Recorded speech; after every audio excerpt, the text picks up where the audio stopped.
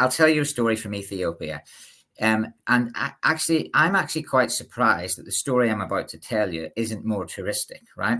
But there's a city in Ethiopia called Harar, and it's Harar. So it's not the same as the Zimbabwe one. The Zimbabwe one is a different spelling. So Ethiopia has a city called Harar, and it's not very far from the border with Djibouti and Somaliland. Yeah.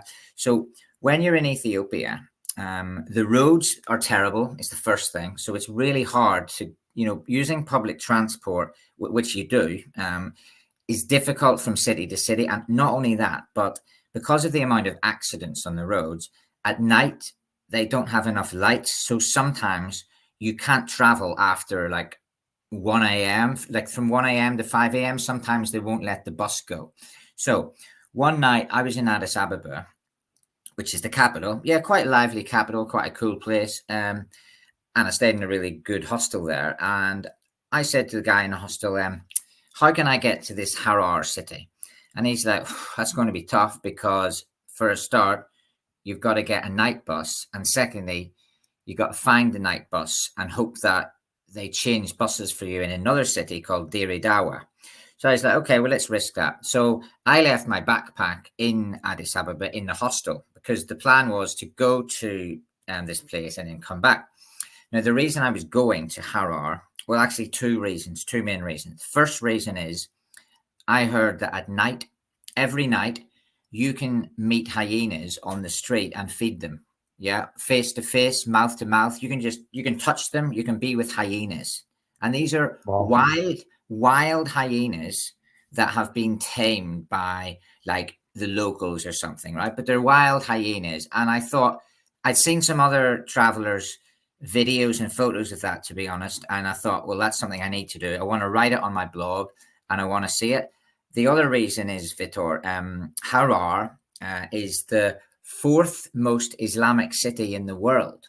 And people really are shocked by that because Saudi Arabia obviously has a lot of Islamic cities. The Middle East has loads, but Harar in Ethiopia is the fourth one. And it's official, So I went to do the mosques. So my idea was I'll go to Harar, I'll do the mosques and the tour, and I'll do the museum, the art gallery in the daytime. Obviously with good coffee, because Ethiopia is excellent with coffee. And then at night, I'll go and feed these hyenas. Now, this is like, for me, this is like a bargain thing because the guys that help you to feed the hyenas, you only pay them between $6 and $10, which for me as a traveler, it seems very cheap.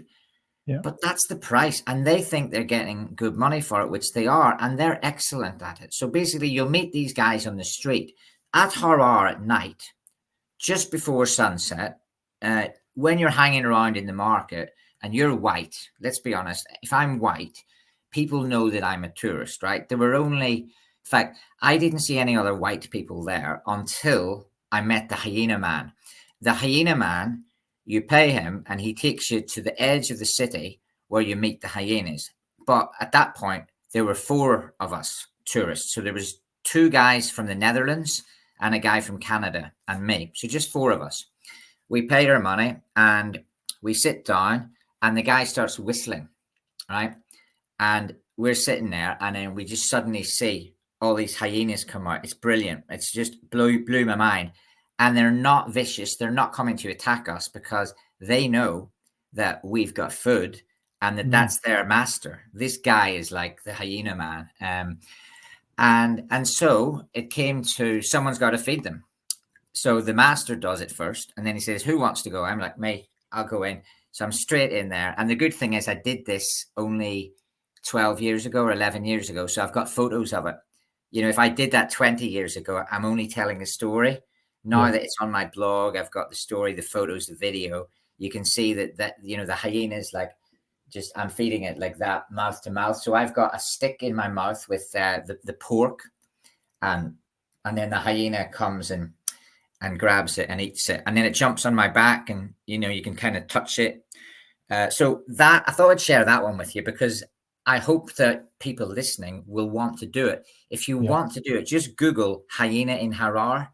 And it's an amazing experience, and it's cheap as well. And it's a bit of a trip to get there. I think it's 12 to 14 hour trip from Addis Ababa, maybe. Maybe I was lucky I got it a bit shorter, but it's a long trip.